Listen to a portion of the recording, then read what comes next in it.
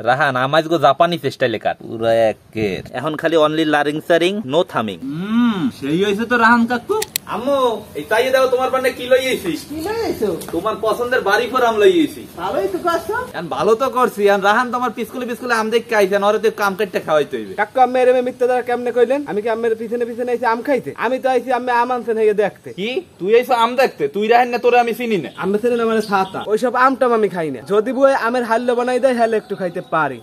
উনি আমার কি একালে আদরের কুটুম্ব ভেতরের লাডি, হ্যাঁ আমার হাল্লো বানাই খাওয়ান নিলেন। খাও গাম্মু আইছে পিছকুলে আম দেখকে একটু বানাই খাও। হ্যাঁ যদি আমার লাগে সাহায্য টাহায্য করে ও সব কর্ম।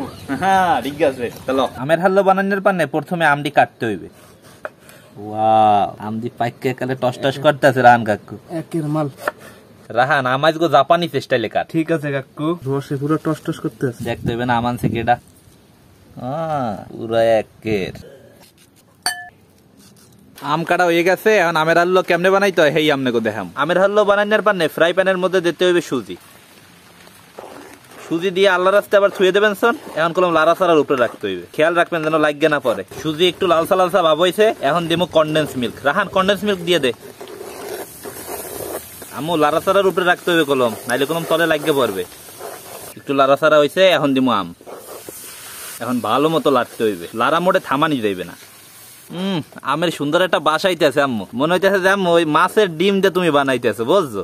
ওই সুজিটা ভাজা না এই জন্য। হ্যাঁ হ্যাঁ একটু লাড়া লাড়া হইছে, এখন দিমু দুধ। এখন আবার লারিং চারিং করতে হইবে। এখন খালি অনলি লারিং চারিং নো থামিং, থামলেই কলম লাগিয়ে পড়বে। আর এখন জালও দিতে বেশি করে এলাইচের গুড়ি, আপনারা চাইলে কলম এলাইচ ভাঙ্গাও দিতে পারেন। কুসাইন্না কাঠ বাদাম আর পেস্তা বাদাম, অল্প একটু ঘি। এ বুয়া কি বানাইছেন? দেখতে তো সেই লাগতে। দেখতে এত মজা, খাইতে আরো মজা। আমাকে আমের হাল্লো বানানো হয়ে গেছে, এখন আমরা উড়াই থুম। ডেকোরেশনের বানাই দিতে আসি কাঠবাদাম আর পেস্তা বাদাম। আমের হাল্লো বানানো হয়ে গেছে, এখন খালি খাইয়ে দেবেন পালা যে কেমন হয়েছে। এবারে রাহান তুই কি বানাইতে কইলি? আয় এত এখন দেখ কি মন চাইতেছে গপ করে খাইয়ে লাই। আরে খাইবেন না রে, ধরতে ধরেন। ধৈর্য কি আর ধরন যায় এই দেখলে? রাহান চাচা কি বাজারে কোনে গুট করে আমার পিছকুলে আইসো বেটা আম খাইতে, আর আইয়া পাইয়ে গেছো আমের হাল্লা। আরে আমি কি আম খাইতে আইছি? আমি চাইছি আমের হাল্লো খাইতে। ওরে আল্লাহ, এখন কথা লাইছো ঘুরে ইয়া। শুরু কর কাকা, এত মজার খান সামনে থেকে বইয়ে খেলাম যায় ক না, জিভ একবারে দল লাগি পড়ছে। বিসমিল্লাহ বিসমিল্লাহ। সেই হয়েছে তো রাহান কাকু, একবার জম্মের মজা। জম্মের মজা মানে কঠিন মজা। আমের যে একটা গ্রানাইতে আছে সেই আমরার মধ্যে একটু আশ থাকলেও খাইতে কিন্তু ভালোই লাগে। অস্থির যতখানি হাল্লো আছে আমি একলাই খাইতে। তোর বুয়া এত সুন্দর হাল্লো বানাইছে, তোর বুয়ার একটা ধন্যবাদ দিবি না? বুয়া ধন্যবাদ। আমার কষ্ট করাই এখন দাও ধন্যবাদ।